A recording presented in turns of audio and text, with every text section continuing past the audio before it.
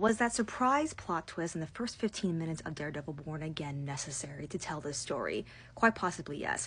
First two episodes of Daredevil Born Again are out, and we gotta talk about it. Obviously, major spoilers ahead. In the last 5 years, and even 6 years since Daredevil was cancelled on Netflix, so many fans have speculated whether or not the Marvel Netflix characters would find a place in the Marvel Cinematic Universe, or if it will be canon to the universe. I appreciate Charlie Cox and Vincent D'Onofrio getting their Disney bag the last few years, kind of just making cameos here and there in various Marvel projects. For Charlie, it was being Peter Parker's lawyer in No Way Home, hooking up with Jen in She-Hulk, which, by the way, I expect Jen to come back in some shape or form in the show. Please. Vincent D'Onofrio, Fisk appeared in Hawkeye and, of course, The Echo Show. And all those minor supporting appearances have been leading up to reviving the Daredevil story in the MCU. I think Marvel Studios has made it very clear that this show is going to be about Matt Murdock and Wilson Fisk's story. Which is why I think it was necessary for Foggy to go bye-bye. Here's the thing, I, like many of us, were floored when they really committed to unaliving him. By definition, was Foggy fridged to further Matt Murdock's story? Again, by definition, yes. It's the reason why he decided to not be Daredevil anymore, and for that past year, there was no Daredevil superhero to look after Hell's Kitchen and the greater city of New York. Also established a rift in the friendship between Karen and Matt Murdock as well, given that it's revealed that Karen Page, after Foggy's death, moved to San Francisco.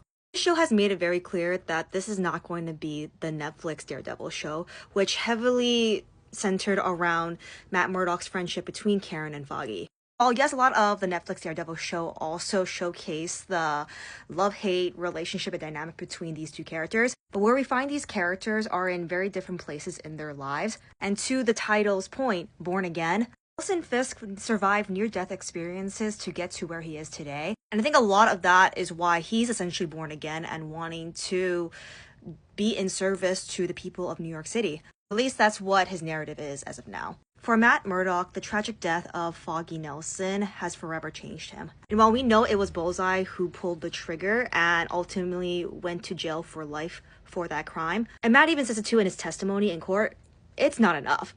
How to never put on the Daredevil suit and engage in vigilantism and be a lawyer and allow the current systems of justice do the work. But it's not enough.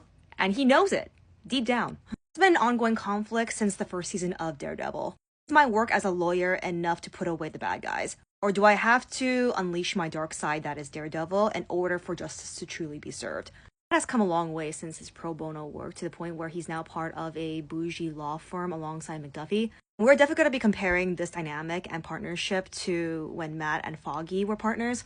The fact that McDuffie was a former ADA, that means that these two have gone head-to-head in different cases, I'm assuming, in the past. We also get Cherry, who in the beginning of episode 1 is retiring from the NYPD. And he utilizes his expertise, his knowledge, and connections to help Matt Murdock on his cases. And I think it's really interesting to have these two people in Matt's corner, and that both of them have worked for the system, are able to take more liberties outside of the system as like a private company, I guess. Also, he was just at the right place at the right time, knowing that Daredevil is Matt Murdock.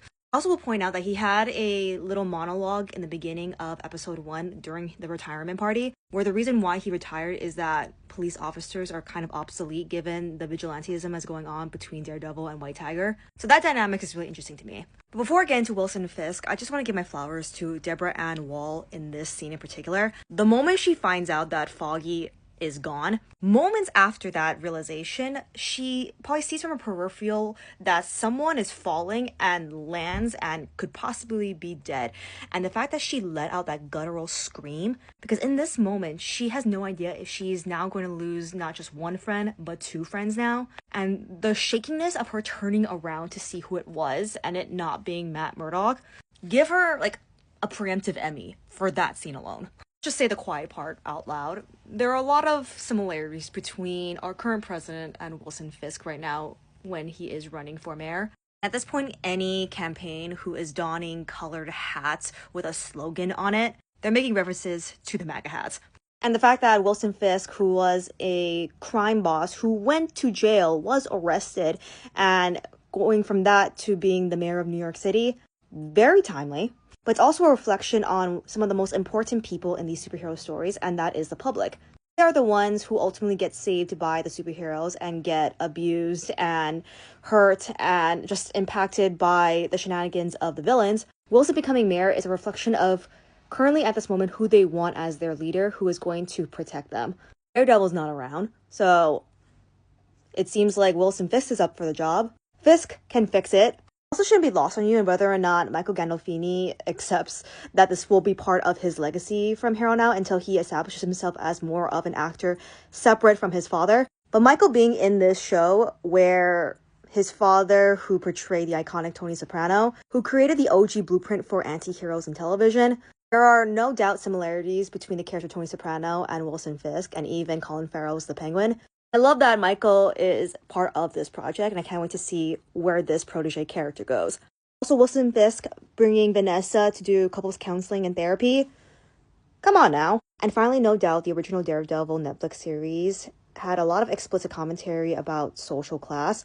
Based on the first 2 episodes that we've gotten from Daredevil Born Again, it seems like it wants to maintain that level of meta commentary that the Netflix show was known for. Only in this case, it's a lot more explicit political commentary. What I mentioned earlier about Wilson Fisk being compared to our current president, but also just the current justice system, which I think has always been in the Daredevil show, but the fact that we are tackling cop unalivers and seeing the corruption within the NYPD, it's amazing. I love it. And once again, it furthers the themes surrounding Wilson Fisk's story arc and how these very established systems that are supposed to protect and serve the people, if they are inherently corrupt, what do we do at that point, especially when we've appointed an established, corrupted, violent man to be your leader?